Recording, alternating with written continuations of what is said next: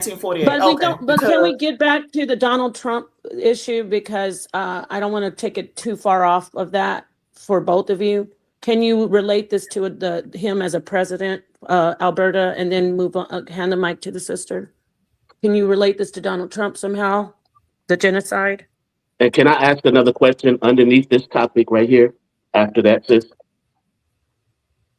Yeah, you could ask me. That's You can ask up me. to Sonetter. Yeah. Okay, Yes. yeah. Go ahead. Ask Sonetter. Yes, yes. So no, excuse me. I'm sorry, Seven. I just wanted to clarify, because this topic is very heated and misunderstood. Alberta has the mic, but I do want Misunderstood to come right after Alberta and respond to what Alberta will say when I ask her this. Donald Trump is the president now.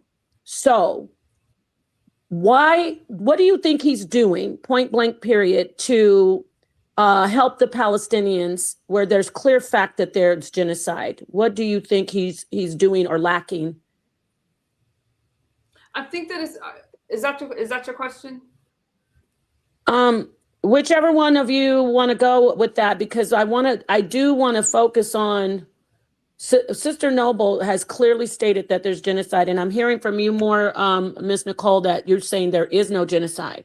So whichever one of you want to take the mic and talk about the topic, that as a president, what is he doing about it over there? Either one of you, it's up to both of you. Who wants to address it first? I already laid out. I gotta be honest. I don't know what President Trump doing. I'm gonna be honest. I don't know what he's doing. I really don't. I mean, I just know that people in Gaza are dying. They're being murdered. I know that. I just know that people are being genocided in Gaza, and I don't know what the president is doing to try and stop the genocide. Because he is still chummy with Netanyahu.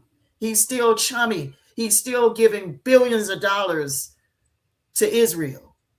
He's still in bed with Israel. I don't see the president doing anything to stop the genocide that is happening against Palestinians right now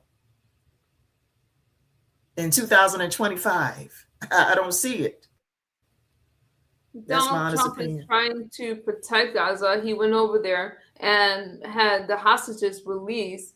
Actually, the Palestinians praised Donald Trump. Donald Trump is trying. He did pose I don't understand. Your hand is distracting. Can I finish my point? Thank you. Sorry about that.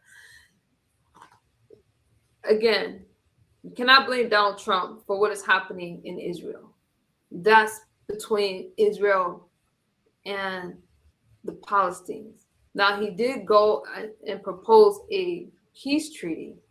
Okay. He's asked for Hamas to disarm. And he's been in contact with the Israeli prime minister. He's been trying to strengthen a relationship, but you cannot say that Donald Trump is responsible for a genocide over in Palestine. And talking about Gaza, I do believe that Donald Trump is doing what he can, but these countries have been in conflict for over a century, and it's not going to end in over a year. But there has been ceasefires, and I just believe that that's a start. I don't think it's going to end overnight because it didn't start overnight. Okay. Can I move on to the Ukraine, because you're right about that. We'll take over the whole stream talking about, we should have the conversation about Palestine, but I do want to ask you about other countries that Donald Trump has spoken with, sat down with. As of late, he's dealt with Nigeria. I want you both to talk about how he's handling other countries. Do you think he's doing, well, I know you think he's doing a good job if you support him, but specifically, do you see Donald Trump siding with always going with the winning team? I'm sorry, sis. Whoever. Can Oh, I I'm ask sorry, a 7. question? Yeah, It's Sonetter. along that line. It's really quick. It's not going to be too long, but I think it hasn't been addressed. And someone who's a Trump supporter has to answer this question when it comes to Israel. Donald Trump campaigned in his MAGA campaign that he was America's first. He wasn't about creating wars or supporting wars. Yet we give Israel $3.8 billion annually, Yeah. signed by the President of the United States of America. This country is $7 trillion in debt, and we are giving a country who is not in debt, is in surplus, has a strong military, has free health care for their citizens, and yet we are giving them a surplus while the American citizens suffer. Can you explain to me how that's American first? Is that for me? Yes. That's for me. Donald Trump is putting America first when he's trying to control the border, and we're talking about illegal immigration. Now you want to talk about Israel, you want to bring in a bunch of things. Donald Trump is, but you also talked about the peace. Donald Trump needs to bring peace to these countries. So I just feel that you guys are asking for a lot and it's all over the place. When I talked about America first and I talked about American policies, I started off with the border and how illegal immigration is taking a toll on the economy. I started off there, but then you move the goalpost and now we're talking about Ukraine, Israel, and now we're talking about genocide. I just wish that you guys would pick an argument, because right now I just feel like you're pulling things out of the air to make your point. So let me say this. Donald Trump, the United States has to be involved in foreign affairs. That's what this country is about. We've always been involved in foreign affairs, because now you're talking about America first, but now you're talking about, okay, well, he's not doing enough over for Gaza. He just he had the hostages released in Gaza, but you conveniently leave things like that out. So if you want to talk about America first, I wish that we could talk about American policies and stop throwing foreign policies and everything else at me at once. Oh, okay. Let me say this real quick, right? Real quick. I don't know why y'all keep blaming the presidents for what's going on in Israel. You got to understand, it's the hand that you don't see. Isn't it strange that every president that gets there, they got to go and visit Israel? They got to give up that money. So it's out of Donald Trump's hand when you say Donald Trump is funding them and it's giving them that money. No, it's not. It's not Donald Trump. This thing is bigger than Donald Trump. It's bigger than presidents. Didn't Barack Obama do the same thing? Like, come on. That's why we're saying it's not just Donald Trump. Even if you black and you become a president, you got to go and put on the small hat. You got to go over there and kiss the ring. You got to go over there and bow down, because it's bigger than the presidents. This is what I'm telling you. It's the hand that you don't see. Donald Trump he's not really calling the shots per se. You know what I'm saying? It's like when you look at those of y'all who watch the New York Knicks, we see the coach is coaching, but it's the upper hand that you don't see. It's the people in the office that's telling the coach, do this, do that, run that, make sure you play that player, make sure you do this, take him out. See, that's why they got the headphones in their ears. It's the people you don't see that's calling the shots. That's all I wanted to say. Go ahead, Nepal. Right. And I want to come in and say exactly. So we need, if we're going to realize that, which you're absolutely right, and I think we all are on the same page with that. We understand that. However, we need to not just look, the reason we're bringing up foreign policy is because he's a president who handles foreign policy and domestic. So we need to realize that anything that he does, somebody in the chat said puppet, anything he does, it's not really him making that choice. There's a broader, bigger picture. And so coming back domestically, he's going to side with the big dogs, and the little people. There's a culling going on, everybody. The fat is being trimmed. This has been president after president. But when we know when we have a Republican president, I want the sisters to respond. When we have a Republican president, they start trimming the fat in a different way. The Democratic president, the Democrat, they'll let us just basically overindulge and just open the floodgates. the Republican presidents, they start openly saying, if you don't have the money to survive, then you know, it's survival of the fittest. So Donald Trump, we're talking about him in Israel because we're showing that he only goes with the big dogs. He only goes with those who have the power. He doesn't have his concerns with the underdog. There is really no concern with the average American who is lower middle class and the impoverished American. And he doesn't care. He doesn't care about anything besides he doesn't bite the hand that feeds him. And Israel, the Zionists, are the hands that feed him. And so it's Sonetter, you're right. It's going to keep on being that way. So when we hear him, people say, oh, he's for the Americans. Really? Is he really for us? Or is he for the ones who are fat and greased up and, you know, sitting under the Zionist umbrella? I'll hand the mic over to Alberta, and then she can pass it to Sister Miss Nicole, Misunderstood, to respond to that. Yeah, I'm a piggyback on Nepal because I don't think this dude is really America first. I don't think Trump is America first at all. I think that his main objective for being president is to get all he can get. His main objective, get all he can get while the getting is good. Okay, while he's on the take. That's what it seems like to me. And I just don't think that his policies are America first policies. I don't. I think it's me first, me and my rich billionaire friends and my rich family.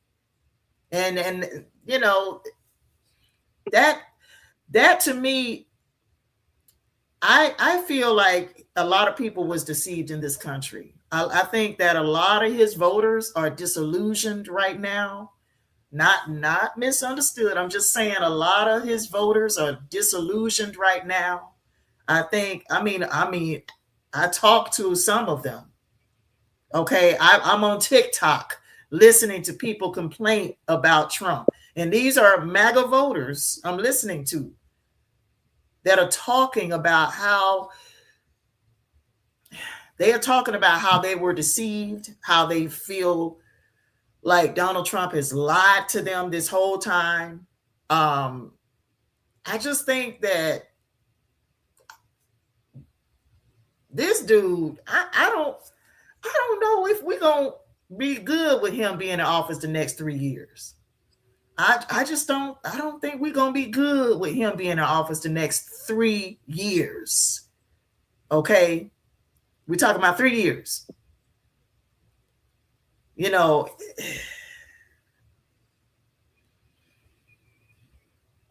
oh Lord, yeah, I'm done. Go ahead. Let's hear from Misunderstood about that. What do you say, sister?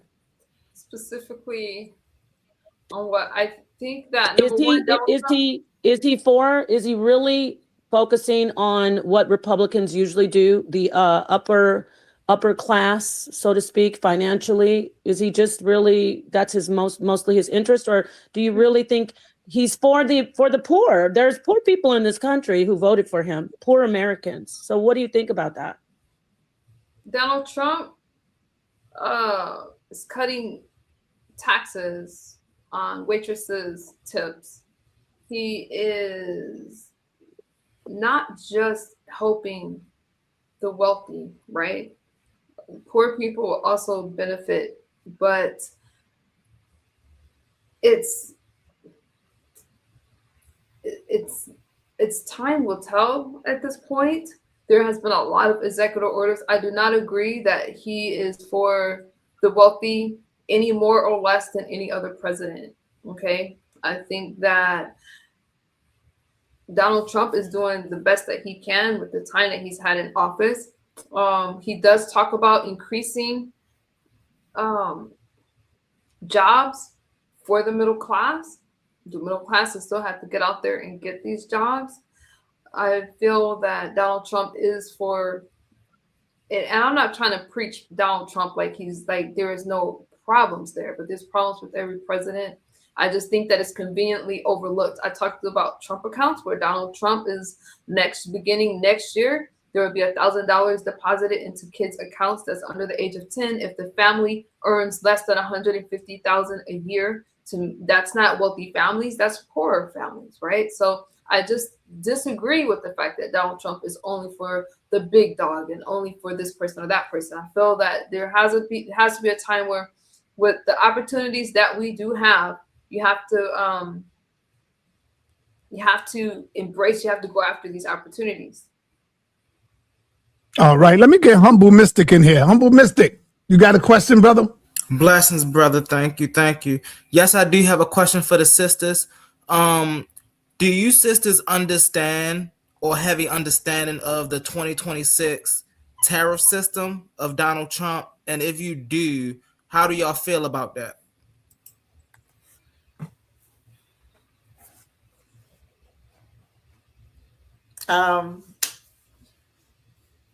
Bruh, I didn't I'm gonna be honest, I didn't hear what you said at all. It was choppy. I'm sorry. It was choppy. Don't be mad at me. Don't be mad at me. Say it again, brother. Say it again. All right. I was asking you, sisters. Can you hear me now, sis? Yes. All right. I was asking if y'all understood the 2026 tariff system of Donald Trump's, and if y'all do understand that, then how do y'all feel about that bill being passed?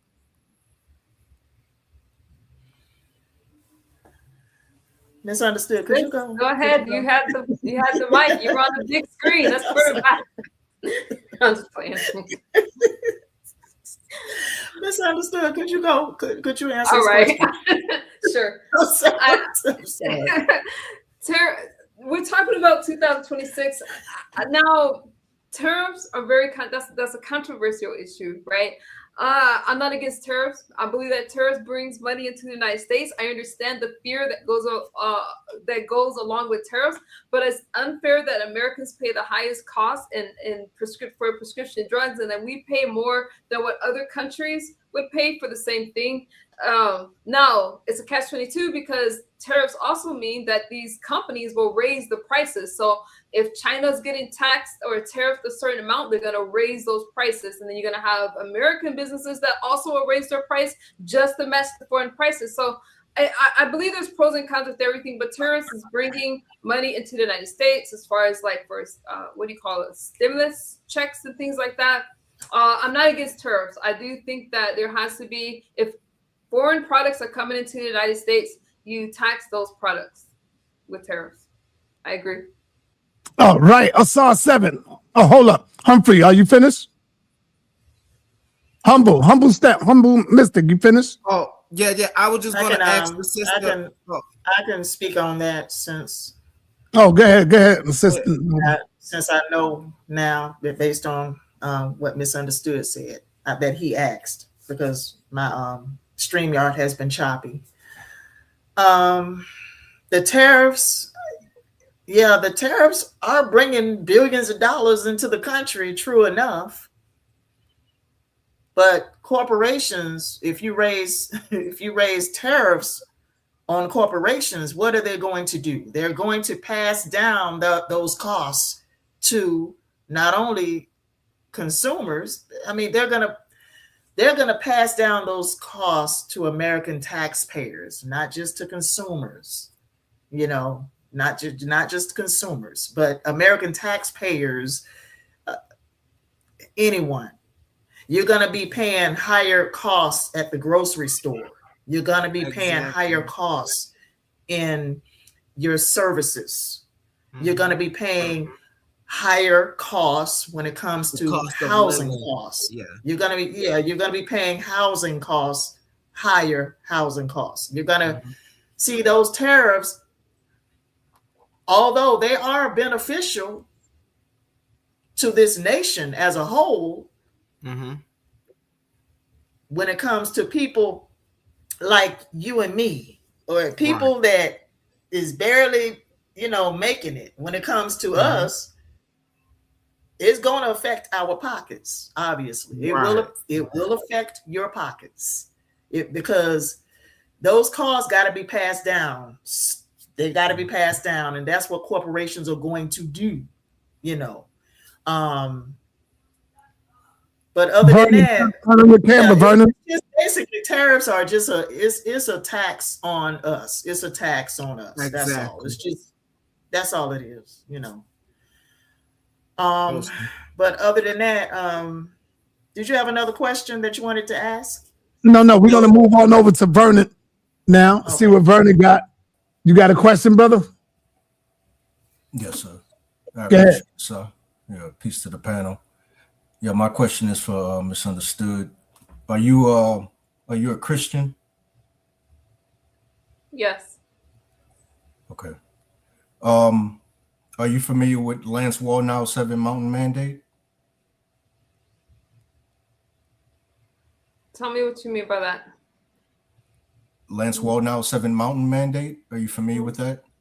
No, she's not. Can you explain it to us? Yes, ma'am. We're not. None of us are. So I'd be interested in hearing, and then Sorry she if can you didn't respond. understand my response. I am familiar with the brother's talking about, but go ahead, brother. Yeah, I've talked about it on here before. It may not Okay. remember. Lance Wallnau is an individual. He didn't invent the 7 Mountain Mandate, but he pioneered it. Nevertheless, it's basically a Christian agenda where I believe it comes out of the Book of Revelations, where you have 7 mountains that represent 7 kingdoms, and their philosophy is that they believe if they can control these 7 mountains, 7 kingdoms, which represent 7 areas of life, they can control the world. These 7 areas, such as government, religion being the main mountain, you have arts, entertainment, business, news, media, education. And so that's why I asked, are you familiar with Lance Wallnau's 7 Mountain Mandate, who's also is a part of a network called the New Apostolic Reformation that Paula White is a part of, which is Donald Trump's head of Can the I faith. understand what does my Christian affiliation have to do with this Lance Wall person in these mountains? Well, I was asking if you was a Christian because I was going to ask if you agreed with the 7 Mountain Mandate. I think that being a Christian, and if I agree with the 7 Mountain Mandate that a lot of Christians don't know about, is a false correlation. It has no, one thing doesn't equate to another. So I could be a Christian and not know about it. No, I'm okay. Yeah, I established you didn't know. Misunderstood. I was trying to see if you agreed with it as a Christian. I can't agree with something that I don't know about that you're telling me about. I can't just take what one person has said without researching it, because that's like me taking somebody's word that's talking about the Bible and they've never read the Bible a day in their life. So therefore, you ask me something I have nothing about. I have nothing to compare it to except for your word. So I'm not prepared to answer that, and that has nothing to do with Donald Trump or this debate. Respectfully. Well, Can I ask a question about? Oh, are you done, brother? I didn't know, because I wanted to ask the ladies about what they think about the brother, you want to ask a different question? Oh, that's it. Yeah, I wanted to. Are you asking another question? Oh, Ankh is here. Peace, Ankh. I'm looking at the panel now. How you doing? Hold on, Paul. Vernon, you asking a different question, or is that's it? That's it? well, yeah, I was just trying to see if she knew. If she's not aware, then I just All would right. tell No. Okay, I never heard of that either. That's okay. some So that's some nobody on the interesting. panel is familiar with Lance Wallnau's 7 Mountain Mandate. No, probably That's no. 7. Probably a 7 or so. Yeah, I remember when you was on here before, brother, and you was building on it, and I did some research on it, and it's really a theory connected to a lot of other secret society theories. It's just from the Christian base. Right. There are a lot of people who follow it. All right. We can move from there. We can move I on. do want to talk to can tell you- Misunderstood real quick, Well- because she is an advocate for. I want to talk to you about this, about people who are struggling or overcoming addiction, because that has to do with the homelessness issue. I want to see where you are with how Trump is handling, you know, how he's reallocating the funds. I don't know if you've looked into that at all, but he is putting strict, even stricter, how do you say, mandates on people who are struggling with homelessness because of addiction and mental illness. Can you speak on that, where you stand and how you see Trump helping in that situation with the homelessness crisis? Yeah. And then I'll pass the mic over to, of course, Alberta and Ankh will join the panel. Go ahead, and can you speak on that Ms. for us, Nepal? please? Yeah, Ms. Nepal, I wanted to leave. I didn't mean to cut you off, but I just wanted to say to Misunderstood that a lot of people are what I would call operating in a werewolf effect, where there's a lot of Black Republicans that really have a level of festivity towards the Democratic Party. And what they don't see is the very thing that you hate, you wind up turning into yourself. And the reason why I highlight that real quick, and I'm about to go. Sorry, I don't mean to cut you off. I don't mean to cut you off, but I think that just talking to me for a few minutes and making a judgment is part of the. I'm talking in general, Miss. But you can't talk in general when you say Misunderstood. The problem with Republicans is they feel like this. No, because I actually am here as a Republican, so you're lumping me into this. I wanted to finish what I was going to say first. I agree, Senator. Like, come on, this is getting out of hand. You had a few minutes to converse with me, and you made a judgment, and you're putting a sugarcoat on it by saying I'm speaking in general. No, you're speaking to me. So you can't just say I'm speaking in general and you're talking to Misunderstood. You got to pick a struggle. I'm trying to. All right, no, brother, you had a chance. Yeah, we needed to remove that. You got to move forward. You had a chance, brother. You fumbled, brother. But so you're gonna hear. Y'all need to hear what I'm gonna say, though. I never got a chance to say already, brother. You fumbled, brother. How did I fumble? I didn't even get a chance to say what I was gonna say. All right, hold on. You made a fumble. You said she's a werewolf that hates herself. No, I didn't say. Bro, let's. All right, yo, we moving on. Go ahead. Misunderstood. You want to answer that question, Nepal, bro? Go ahead. About the homelessness, can we get back on like the in general stuff instead of like, you know, like the homelessness crisis and what's going on where he's reallocating and trying to for a lot of us, we see that there's a trouble with the homelessness situation. What is Trump doing about that as a president? Okay, I would love to answer the question. I would love to. Okay, the person's gone. Thank you for the question. Donald Trump's stance on homelessness, I'm for it, because if he's saying, number one, you asked me about addiction, right? A lot of people, not all, a lot of people that are homeless struggle with mental health and or addiction. And he's saying that it's going to be a requirement to go into treatment. There's a lot of times, because some people are affected by not having a roof over their head, and there is a problem with crime. And I hate to stigmatize homelessness as like these people are committing crimes. I'm not saying that, but there are some that can use the benefits of services. So I do agree that if a person cannot help themselves, then the government should come in and help them and force people into treatment and force people to get off the streets and get treated for mental health conditions, and then have them, when they're in a sound mind, decide, hey, you know what, I want to live under the grid and be homeless. But if they need help, then I do feel that there should be resources available. And sometimes we can't help ourselves when we're not in our right mind. So to say that, hey, you got to get treatment and this is mandatory, I'm not against that.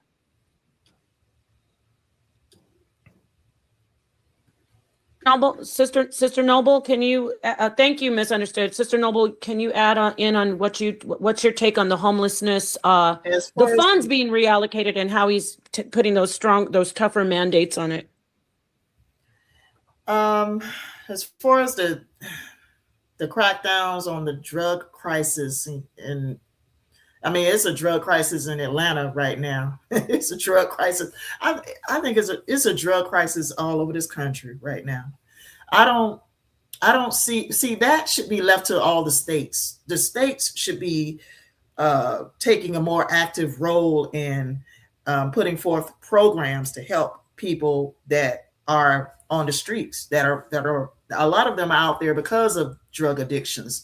The states should take a more active approach in addressing that crisis. I don't think the federal government should be dealing, as far as dealing with that, that whole situation as far as the drug crisis. I think the states should deal with all of that. Does that make sense? The states. And right now, I don't see Georgia really handling its drug crisis and homelessness crisis. I don't see it. And all right, let's get with my man Unc in the building. Unc, do you have a question? No, I just would like to kind of speak on the sisters. They talked about the drug crisis and Trump's plan with that. I don't. I understand that position as far as giving homeless people treatment. To attack the drug epidemic, it's called supply and demand, right? If you don't have the demand, then there'll be no need for the supply. So, African Americans are affected by drug abuse at high rates, and so they need help. I read a couple comments in the chat saying a person just don't get off because they don't want to get off of drugs. That's just not true. So, I come to you from a person that was addicted to drugs, right? So I know how this thing go. So the fact that Trump would even think to have enough sense to say, yeah, let's give him some help, right? But with that, though, Trump is the damn nut. And anybody supporting Trump and want to vote for Trump has actually lost their mind, because this is what he do. He do like the Malachi York and them do. They have some good ideas, right? And at the end of it, it'll be a bunch of crap, a bunch of nonsense, right? So you can always find somebody that's going to do better than that. So Trump is actually anti-humanity. He's anti-American. He's anti-African American. Why is that? Because he's anti-science, right? And so in the early days, your presidents had to be scientifically literate because it's protocol and it's the thing that will protect America from his daggone enemies. But if you're anti-scientific, you're gonna make all the mistakes. Your program's gonna end up being wild. Even if you do have a drug program, it's not gonna be based in science. It's gonna be based in pseudoscience, right? And so Trump is a travesty, right? Anybody that can't sit down for 5 minutes and recognize that Trump is out of his mind, he does not show up like a leader. He shows up like a clown, right? He's a pseudo. Nowhere in the world we got a pseudo as a president, to the point where he had people thinking you should just attack the daggone Capitol with his words, right? He does not understand the power of his words. He's running around the world, blowing it up, planning. He played too much. You can't have a leader that play that much. And so it was a lot of black people saw it was coming on this channel supporting Trump. A lot of the FBA supported Trump. You know why they supported Trump? Why? Because they're anti-scientific. They actually think that science is white people. Well, Lord Abbott supports Trump because he ain't got no damn sense. If Yeah, that ain't got no sense. I want to end with this. Right? We got to take our time. I don't give a damn if you're a Republican or Democrat, because I'm none of the above, but I do vote. I think African Americans should vote for those, right, who take them seriously. Simple as that. Don't pick a side. Pick the side that's going to push forth your policies. And then number one policy got to be, got to help African Americans to get off of drugs, bro. Hey, hold on. Rockfin, he said, Saw in Nepal, thank you for your tireless work, but sends us $2. What the hell is you talking about, brother? You sent us $2 for our tireless work? Shout out to you, though, brother, for the $2, man. God damn. Dig deeper, brother. Dig a little deeper. Oh, come on, man. This is the house of consciousness right here. Go dig in them pockets, man. The same way you get that smoke, man. I ain't talking about you, brother. I ain't talking about you that gave the $2. Same way you get that smoke, man, and pay them Netflix and all that other stuff. Support, man. Support for real. Stop playing games when it comes to your people. I hope you are people. But anyway, I know Miss Nicole want to respond to that.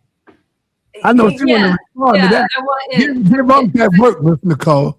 I think it's interesting. You actually had me And you had me with your eloquent speech until you tied Donald Trump into science. And it's arguments like that, trying to, I guess, appeal to the masses with your language that really gets to me. Now, break it down. Donald Trump on homelessness is a separate issue, okay? But drugs and all that, to say, hey, this is what happened, okay?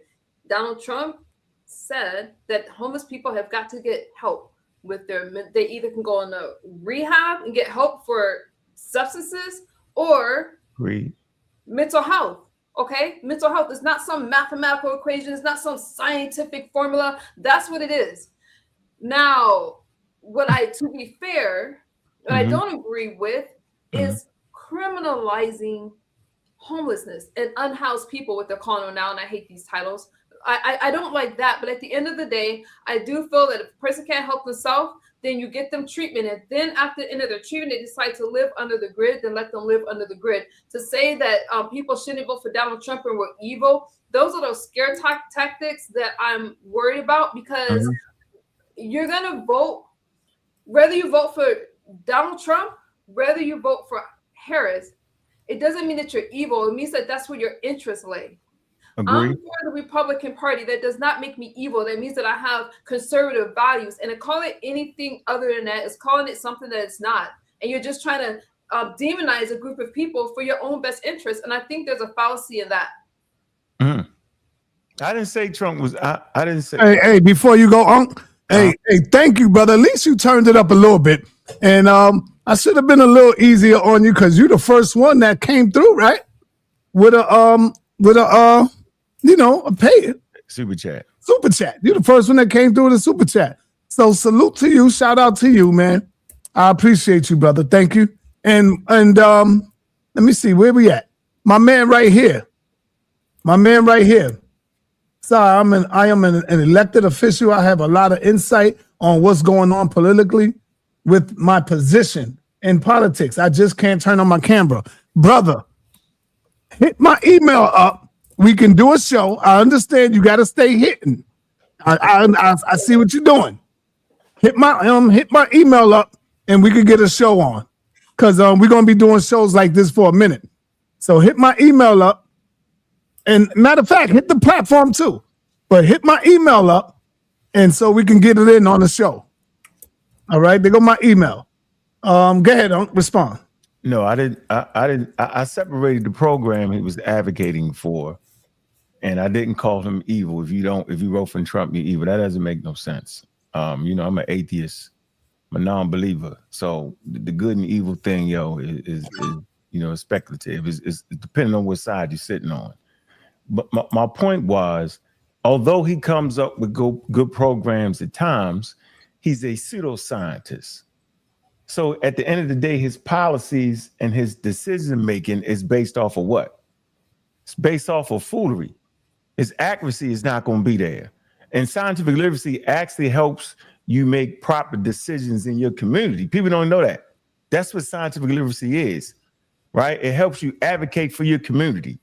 So if you're advocating for the health of your community and you bringing them spices and tree bark, right, for your overall health of the community, some Stone Age treatments, then in actuality, are you really advocating for your community? No matter how white you think science is, which is ridiculous. I think that's like one of the most ridiculous things an African-American can say out their mouth, that science is white. Last time I checked, the foundations of science starts in Africa. This is for sure. Moved to Asia, then moved around the world based off of high-level Homo sapiens needing food, clothing, and shelter and protection of that. So that's science and technology. Proto-science and technology starts in Africa proper amongst Homo sapiens that look just like us, from the light to the dark. So whenever you say that's the white science, you're a nut to me. I think it's crazy to make white people the most intelligent people in the world. One of the most intelligent things you can do in the world is be scientifically literate, and you can still pray. Being scientifically literate does not mean you cannot believe in a God. What it means is you separate the two. So when it's time to help the community, you can pray, right? Then put together some scientific programs that's accurate and based off of data, right? And give that to your community. Don't say you can't pray. Don't say science doesn't say that. It says you can't mix the two. So we're never making white people the most intelligent people in the world, and then we're never listening to you dumb white people, the pseudoscientists. So Donald Trump is a pseudoscientist. He brings harm not only to himself, he brings harm to the African community as a whole. But go ahead, sis. Look, can I ask you a question? Yes, ma'am. And how you doing today? I didn't even speak. I apologize to you. How you doing, sis? I'm fine. How are you? I'm doing good. Thank you. Mm-hmm. What do you think about Donald Trump signing an executive order to move marijuana from a Schedule 1 drug to a Schedule 3? He's sharp. I'm telling you, it makes sense. Get that money right.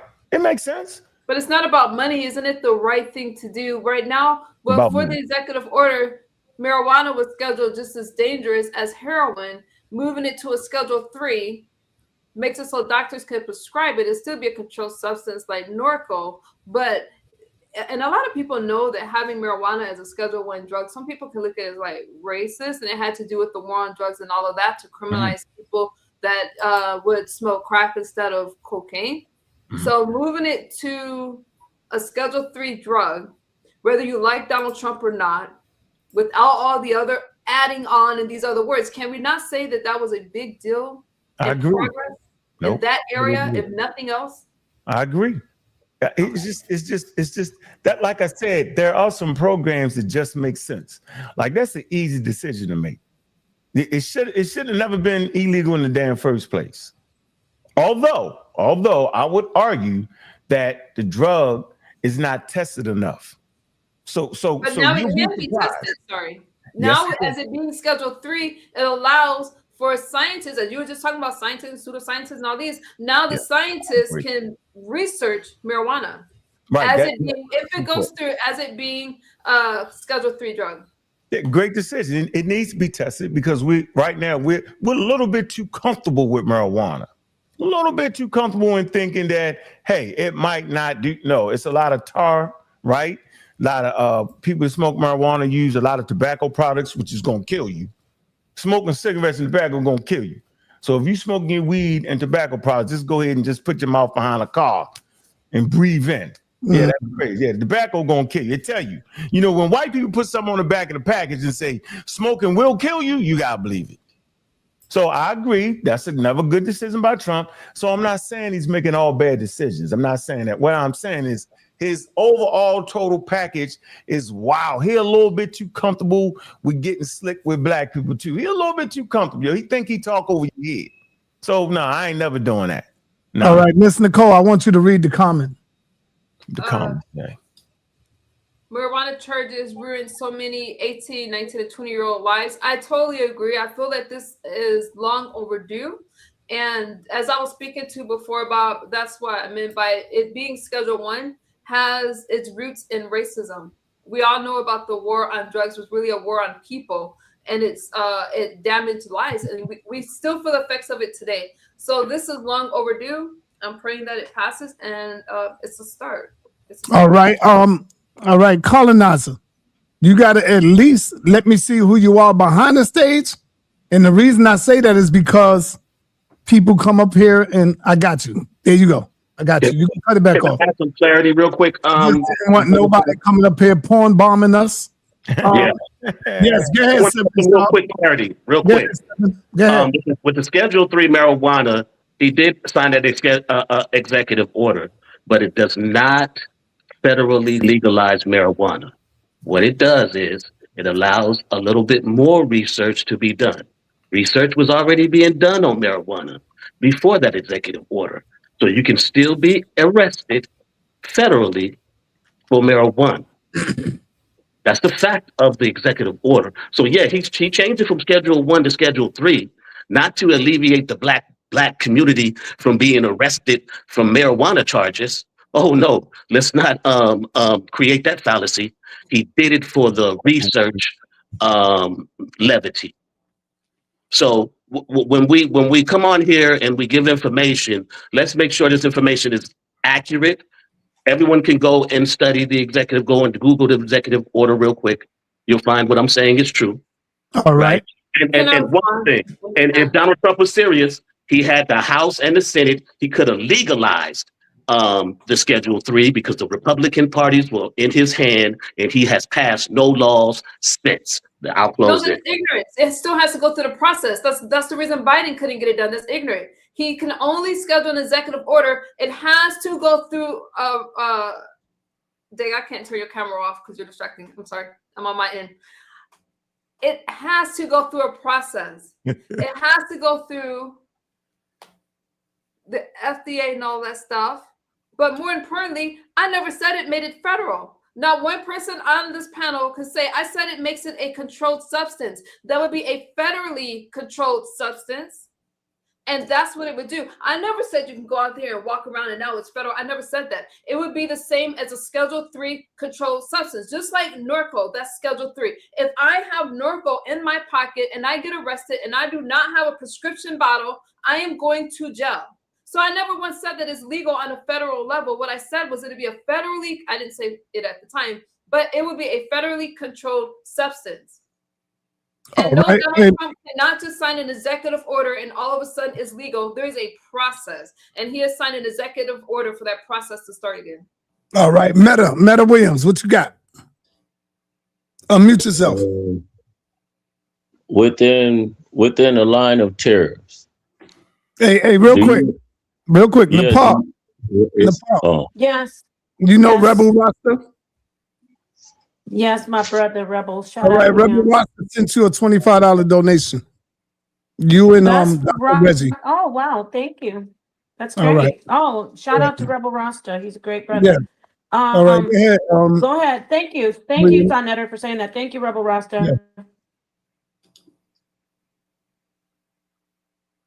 Sorry, go hey. ahead, Matter. You were gonna change the subject about the no, it's gonna lead into what you all talking about at this point, because with the tariffs, what Donald Trump is really, this is what he using to scare, is a scare tactic, to other countries. But if you look at the percentage of the UK, the US, of our, what you would call people that we deal with, you got Israel, a few countries, but then you got to look at how Africa is doing and the countries that they doing business with. It used to be, because we fight for our dollar, because once the dollar is not current like how it's supposed to be, what is we used for? The tariffs don't mean nothing, So you got Africa, you got Russia, you got all these different countries on this side, and they doing business with each other very well without no tariffs and stuff, and we still screaming out tariffs. What I want to ask the sisters is, how long do you think that America is going to be able to rely on tariffs when we see the percentages is going up with countries that we consider not our allies, not in the UN? Because it's not going to last long. Trust me. Because you got our allies, our greatest allies and stuff like that. But then you got Africa, parts of Africa doing business and things like that with Russia, Japan, all of them. Everybody getting along, but how come America can't get along with nobody? And that's what it is. So is Donald Trump is trying to pull his power and his resources to better America with the tariffs? Or is that going to be our downfall? Because our money don't mean nothing. Our money is, in a minute, our money is not going to hold no value. I wonder if this is going to answer that. So can I say something? Hello, everybody. Yes, say something. Go ahead, let's go. I'm the colonizer, so I'm from a really blue state. I am a local elected official. I am a Democrat, but I don't want to say that You I'm a Kemetic? Democrat. You Kemetic local official? You Kemetic? I was interested in ancient Egyptian history since I Okay, was in you the not third no grade. more? You not no more? I still follow the ancient Egyptian. I still follow it. Like I still Okay, go ahead, study up brother. on That's it. good. Go ahead. Go Yeah, ahead. You on the for team. Go ahead, sure. bro.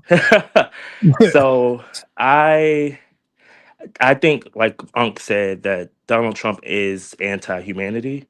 Um, there are some things within the Democratic Party that I don't agree with, but the way the Republican Party right now is that they are destroying democracy. They are, I think, a lot of them, like Elon Musk, Jeff Bezos, Peter Thiel. These people are trying to rule the world and enslave all of us. They're trying to kick out the immigrants so they can find people in this country that they can arrest, put into prisons, put them into work camp labor. When AI proliferation starts, people are not going to be able to have jobs, so they're going to have to find places for them to go. So them trying to deport immigrants that we do need. Immigrants pay taxes. Immigrants contribute a lot to the economy. When they get rid of them, who else would be working these plantation style jobs? Working in the fields, working in bad conditions when we have them trying to destroy the EPA, worker conditions. We're getting to a space where it goes beyond just Democrat, Republican. It's to the point where now billionaires and the ruling class, no matter where they are in the Mhm. world, you go to Congo, you go to South Sudan, you go to Sudan, you go to United Arab Emirates, you go to certain parts of the United Kingdom. They're trying to do everything they can to control bodies, to maintain this white superiority around the world. And it's not even just in the Republican Party. There are Democrats who agree with Project 2025. It's I've seen it, I've heard them in conversations, in meetings. They may not explicitly say it, but they are trying to make this world to where white people will always have the power at the top. And when they say there's no more jobs, well, there's going to be jobs for us, but they're not going to pay us the way we should because AI is coming. There's a lot of things that people don't realize when it comes to destroying other environment. Climate change is real. They don't care about that because who's going to be left dealing with that? It's going to be poor people, coastal line communities. Um, so yeah, I just wanted to put that in there because All right, let me say Donald this Trump. to the Go panel. ahead. Let me say this to the panel. This goes for all of y'all, man. And I hope I hit a goddamn nerve. This goes for all of y'all. Y'all ready? How long are we going to keep crying about what people are doing to us? How long are we going to continue to cry about what's not going our way and why they not doing this for us? When are we going to get up and do something right instead of killing and fighting each other? Because every time a black man or a woman rises up, we what? Bring them right back down. The crab in the barrel syndrome. We bring them down. If we're not educating our own babies to stand up instead of putting the goddamn weed down, that's what we want to do. We want them to get head out there and just keep smoking the weed while the Chinese kids is learning science and mathematics. You know what I'm talking about. While all these other young kids that's not in our they are out there building. We are over here crying what they not doing for us instead of us doing it for ourselves. They shape and mold their children. And then when we get there, we say, oh, no, I'm not going in the government because the government is raw. But that's how you got to go in there. In order to change stuff, you got to get in it to win it. You ain't going to change policies on the outside. You ain't going to do it.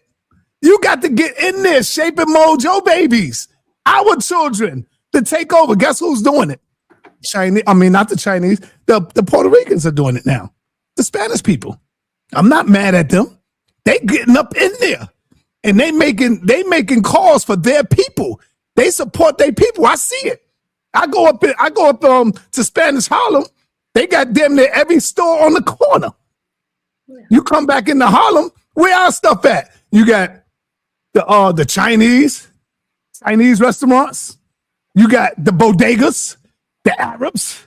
Everybody is eating off of black people because you want to sit there and cry about what's not going on for us and what they are not doing for us. They ain't going to do a damn thing for you unless you get up and do it for yourself. Simple as that, man. Who want to deal with that? I can deal with that real fast. Who that? The colonizer. Go ahead. I agree in a sense with you that we complain too much about what other people are doing, but I think when it comes to black politicians, not too different from myself, I think we're trying to buy our way into this system. This system does not necessarily work to make sure that everyone has everything that they need. Correct? Like China, China's on the rise because they have a 1,000-year plan. They're trying to make sure that everyone in their nation is taken care of, no matter who they are. When you're in China, they're going to make sure you have good health insurance, good housing, the infrastructure plan. They are building for the future. Just like how the ancient Egyptians believed that building for eternity, the Chinese are going to the same route. You see the same thing happening in the Arab countries. They're thinking about the future, massive building, massive infrastructure planning. The problem with the United States of America, we are too individualistic, we're too materialistic, we care too much about the military. So it's not necessarily we're fixated on what white people are doing and we got to focus on ourselves. This system is not meant for that. And so I think in order for us to become something better, black people need to start discussing what W.E.B. Du Bois thought, right? He was somewhat a communist. He saw that this country, in order for it to survive, it has to put its people first. That's the true America first, not, oh, we're just going to stop dealing with the rest of the world, or we're not going to, worry about these immigrants coming in. No, it's like, how are we going to make sure that people have health care? How do we make sure that people have food that is healthy, not poisoned with pesticides? How do we care about people with their clean energy, clean air? I live not too far outside of Baltimore. People have asthma because the air in Baltimore is poison, right? So we can't necessarily look at what black people aren't doing and say, hey, how can we rearrange our mindset to say we don't need to be like the white capitalists? We don't necessarily need to be like the Chinese or the Jews. Our history is not the same. But how can we build off of what we have in this country so that regardless of where you are, that's why we have public schools. The formerly enslaved, when they came out of slavery, they said we need to have an education system that All right, hold on. educates all children. I think we need to have a discussion on or debate on why is things happening. Is it the fault of our people, or would you say it's Europeans' fault? Is it black people's fault, or African Americans, or would you say Europeans? I don't. I'm always saying that the glass is half full. You know what I'm saying? And when you are a self-defining people, there can be no excuses. You learn your history, right? Understand what it is you got to do, and you do it. I don't feed into the narrative that we don't do this and we don't do that. That's not true. We don't stick together. We actually do stick together. We don't, man. Stop it. Let me just make my point. We stick together about as much as everybody else stick together. Simple as that. Like Homo sapiens sapiens are very social. And when it's time to stick together, they stick together. It's as simple as that. So we're not running around kumbaya and all the damn time. We like everybody else. I think we're unique based off our culture and the way our culture was forged in the middle of oppression. So that gives Do us... we stick together like the Jews? Yes, we do stick together like the Jews. No, hell no. Hell no. Let me just finish my point. But I was raised in the Jewish community though, bro. So y'all wouldn't actually know how Jews stick together. They do go through the same things we go through. Yeah, but they just have police. A police cannot go into a Jewish community and shoot down one of their youth, and you think you're going to get away with it. No, because they're not going to march and dance and sing. They're going to continue to go in until that officer is either in jail, locked down, and they getting bonuses for that. We march and pray, and then the reverends come out and tell us, "Don't be like them and sit down." And next thing you know, it's over with. Was you raised back down? Was you raised in the Jewish community? Yes or no? Yes. No, you wasn't raised in no damn Jewish community. Lies. No, I wasn't. No. Let me explain to you the reason the police aren't running into the Jewish communities, shooting them up, because the Jewish communities, they patrol their own communities, bro. We be standing outside in front of our houses, and the daggone Jewish patrol come by messing with us, shine flashlights and our face and all that, making sure we was all right. So my point is the policing starts with yourself, right? They get a car, right? And they did shifts, bro. Yeah, you right on that. And then they had the police radios, and if something was going down, they called the police. So there are things in our culture that have to be fixed. You get that? And so how many people want to get a car or let you use my car and we drive and police our own communities? And then make sure the people got to respect that. You can't be out there and selling dope in the front of the daggone patrols. You got to shut it down while the patrol's around. But that's what we was doing though, brother. Okay, we was doing that in the Black Panther Party. So then my point is, so we have examples of how to police your communities, right? That don't mean we can't get back to that. We have clear examples, right? My point I'm trying to make is I'm not going to always act like we don't do this, we don't do that. Yes, we do. So we might not do it to the levels that we feel like we should do, but Sarnetta, damn well, every time I come on these platforms, Joe, I'm always fighting against people who are anti-education, bro. People telling me, right, the education is a white man and the white man cop. Yeah, they crazy. They stupid. I know. So they don't study their history to know that the most essential thing that we fought for during the civil rights, Jim Crow, and slavery, it was illegal for us to read, bro. We was fighting to read, so we snuck and read the Bible. We taught ourselves how to read, right? So when did we come so anti-education? At least at small amounts in this marginalized community that y'all fakely call the conscious community, right? Why are they so anti-education, so anti-science? Sarnetta, do you realize, yo, you was the only person, listen to me closely, bro. You was the only person that supported me, although you didn't agree with it. You supported me with promoting vaccines in our community, bro. And you supported me so much so that you put me in the middle of the largest anti-vax community, Robert Kennedy Jr., who made all of that. Yeah, you debated Robert Kennedy Jr., but the powerhouses. Listen to what I'm saying. You set that event up. You was looking at me like I was crazy. I know. I thought you was gonna get ragdolled, bro. Yeah, but I didn't. And they was bona fide white boy killers. So what I'm trying to tell you is, bro, you did that. You gave the African American community a up. Because guess what? The pandemic wasn't even there yet, yo. So we was, it started in the summertime. Did I send that debate to you? I sent it to you, right? I got it. I'm gonna put it up. Let me finish my point. I'm saying me and you, right? Big up the Sean, the Mossy, the pseudo killers. Yo, we started educating the Black community at least 8 months before the pandemic. Did you know that? Yeah. Did you know you let me beat Divine Suspect up? Yeah. Y'all take some mushrooms and green algae. This man stood up and a whole crowd of white people got on their side and said, we can take some sage. He said we can burn some sage, green algae. Yeah. Bro, it's on tape. I know. So what I'm saying is, I always appreciate you for that. People talk crazy about you. They talk crazy. They talk crazy about you. Why you mess with Hey, bro, we did the community a service because they was ignorant to it. One thing I do know about Black people, we could talk about how many people then got locked up in our community. Tommy just got 50 years for selling dope. Bill, he just OD'd. Right? Greg went to college and dropped out because he wanted to sell dope. We hear all these stories, but guess what story we never heard? What's that? Well, Willie took a vaccine and died. We never had that conversation ever. Right. Fact. Watch this. Until miseducated, while white people start saying that nonsense, that all of a sudden they're going to kill Black people with the vaccine. You personally know, I begged you and pleaded you, bro. I said, you go get vaccinated to help yourself because of your condition. I told you that. You waited long. You finally did it. Now, this is not a vaccine conversation. This is a conversation. Say they always fight me when I say get education. You hear a whole bunch of nonsense in the chat. when I say, yo, we should strive and fight for education.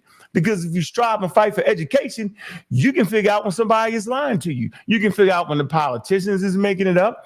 You can figure out when the community leaders is messing it up. You can figure out when the fake elders ain't really elders because they making up stuff. Yo, when you literate for real, yo, you can sit here and look at everybody and say, that person lying, they making it up. They acting like it's not real. You could do that. The world we live in calls you to have to process information at high levels, yo. We should never act like education is not one of the most important things we can do for our family. All right, and with that, I don't want to keep the sisters here too long. We've been here for a minute. I want to let Alberta look like she's getting sleepy over there. Close us out. Is that Alberta? Alberta, close us out. Alberta, Yeah, what's up, Shaw? I am getting sleepy. Yeah, you got y'all two together, like, you know, Atlanta. Both of y'all in Atlanta. Unc and Alberta, man. Noble. You gotta get her book. Unc, show them your book, sister. Show Unc your books. You got a few books out, Unc. I done read some of what you got Burn where you at, Burn? Where you at now? She in Atlanta. Because it's hard to see with the glare. What can she read the title? Oh, there it is. Thank you. The Man of Lawlessness. I'm the one that's in the stores right now. It's on So Amazon for $5.99. It's on Amazon for $5.99. Ebook is $1.99. I don't want to talk too much about it. It's a very short book, 99 pages. And I intentionally wrote these books very short for a reason. But I just wanted to let everybody know that. Yeah, I just wanted to let everybody know. Thank you for supporting me, and thank you very much, Sonetta, for giving me a platform to talk about my books. And I have several books available on Amazon. Check them all out. I write about politics, culture, sports, religion, and spirituality. This book, the latest book, The Man of Lawlessness, is about the end times. It's about the rise of the Antichrist in the last days, and Trump is not the man of lawlessness. So I just wanted to make that very clear, because a lot of people think that he is, and he is not the man of lawlessness. But I'm glad that I had this discussion tonight about why I don't support Trump, because I don't like his policies. I don't like his policies. I think that they are not America First policies. I don't think that the big beautiful bill is going to be very beneficial for those that are at the bottom. It will be beneficial for those that are at the top 1%. It will be beneficial for rich people. It'll give rich people tax breaks, okay, and it'll give the billionaires the biggest tax breaks that they've seen in years. And but the people at the bottom, it's not too good. Not too good for those at the bottom. So, but to make a story, a short story, to make this story short, I think that his policies are just horrible. They're horrible. And that's all I really have to say. All right, Misunderstood, close us out. Okay, so I do not believe that all of his policies are horrible, because he came here saying that he was going to protect the borders, and we see him doing that. And that's what that's what the American people had voted for, and he's doing that. Now, we spoke about tariffs. There was a time when the United States did not rely on taxes. It was tariffs. Tariffs is what we use. Taxes came to fund the Civil War. So there was a time we didn't have taxes at all. So taxes, we can get rid of taxes with tariffs. But nevertheless, regardless if you like Donald Trump or not, he is the commander in chief. So it's better to be informed and to know and understand the policies. A lot of people are not for everything that Donald Trump does, but Donald Trump won the campaign because he talked about protecting the borders, and he did run a strong campaign against the drug cartel, and just making it so that men can be men, women can be women, And that's why Donald Trump won, because it was just basic concepts like that. All right. Thank you. Nepal, you want to close us out? Nepal, you there? Calling Nepal. All right. Close us out. No, I just say I appreciate Misunderstood and Alberta. I appreciate y'all views. I think y'all have very, very intelligent takes. Misunderstood, I thought you had some very intelligent takes on Donald Trump. And Alberta, you know I always appreciate you. I don't know if you're a Christian or not. What you doing? You're a Christian. What you doing? What you doing these days? She's a Christian and she know her Bible, bro. She knows her Bible. Man, I had got her up here the other day. She was going in, man. She know the scriptures off the head, brother. Listen, man, I got some of her older works. You know what I'm talking about? But a person grow back and forth. I ain't gonna knock them for that, though. I ain't gonna knock. Anyway, I appreciate y'all sisters, man. And that's my close out. All right. Yeah. Peace to Ankh. He said some really great points tonight. I appreciate the things he said about science. Peace to the sisters. Thank you for making this possible, Sonetter. Yeah, we need to have more of these conversations. We didn't even get into the Epstein files and all this other stuff. You know, I got that written down here too. I ain't even get into that. I got it all written right here. We got to bring them back to talk about that. I was ready for it, Nepal. I was ready. Hey, if anybody out there got the link, because they asked me, did I download the Epstein files yet? That's our part 2. So this was awesome. I thought it was great. I appreciate Sister Noble. Send that to me, please. Misunderstood. You can get it right offline. Okay. Who's read it? Ankh, you read the well, I know Misunderstood. You read you said you read it. Anybody? Yes, and I was waiting for it because nobody talked about Clinton being photographed with one of the girls. They just want to focus on Donald Trump. That's another story. All right, so that's part 2. I've read it. I'm very well versed in it. We got to do a show on it. With that said, so peace to the sisters in the panel and to the chat for staying up late if you're on the East Coast. And yeah, thank you, Sonetter. All right. I saw 7. Close us out. Yeah, I just want to say peace to both of the sisters. You guys gave a great show today and articulated some good points. Even though I disagree with my sister Misunderstood, she did give great case for her point of view.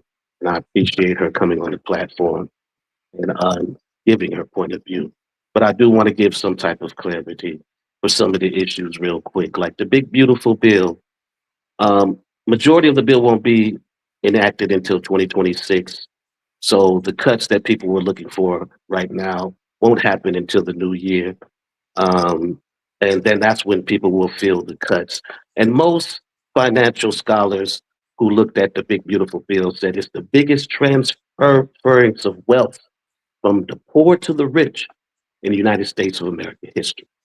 So we have to really look at these policies in detail and not just listen to what the politicians tell us about the policies, because these bills be thousands, hundreds and thousands of pages, and there'll be a lot of stuff buried in there that we're not aware of because we're not reading these bills, right? We're just trusting what they're telling us that's in them. And when you get into a real study into what these politicians are doing, even with the Zionism, even with the when we're talking about foreign wars and all of that stuff, all of it is a conglomerate of all of an ideology that the United States of America and Western civilization has held, right? So we can't say Donald Trump isn't to blame for all of this stuff, but he is. I will end it with this. He is complicit, as every president has been complicit. This is why they run. But what makes him different from all the other presidents is he wants to be an autocrat, and his autocracy is what makes him more dangerous than anybody else. I want to say peace in land my plane there.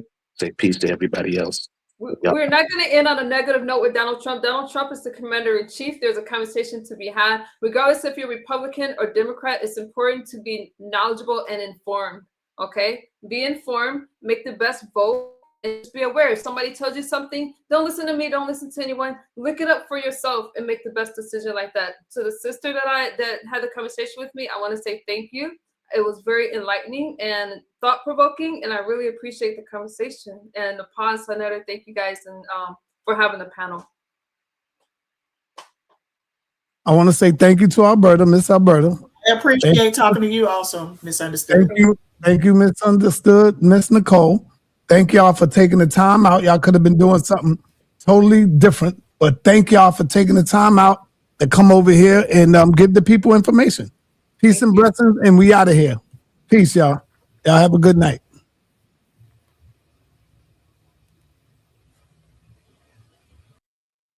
One of your audience members requested your Latino closeout song. Oh, yeah? Somebody said, I want to hear the salsa song.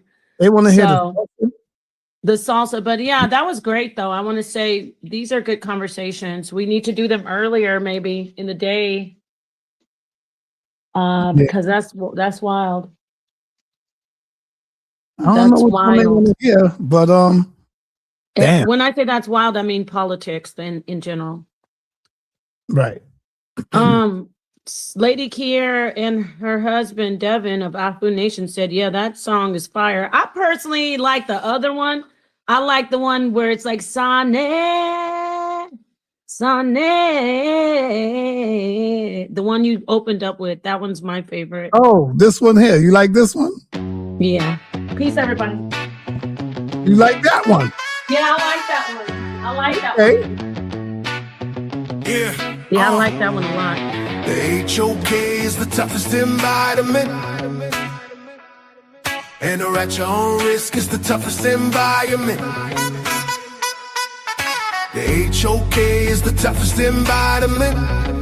Yeah, stay strong, don't cry. It's the toughest environment. Yeah. No handouts here. You have to earn your respect. And when you do, you make they ass regret. They call it the toughest. And the title is earned from the bridges we crossed and the lessons we learned. In a cool-blooded kingdom, a concrete cage. Muslim, Christian, Israelites step on the stage. I dare you, I dare you, I dare you, I dare you. In a cool-blooded kingdom, Sonata created. HOK, where you can't fake it. The HOK is where you fight back. No room for error, no window attack. It's a masterclass, how you handle the heat. Where the pedigree is written on the concrete streets. Toughest environment, yeah, we know the score. Locked in on debate and asking for more. The HOK is the toughest environment. Enter at your own risk is the toughest environment. The HOK is the toughest environment. Stay strong, don't cry. It's the toughest environment. Yeah.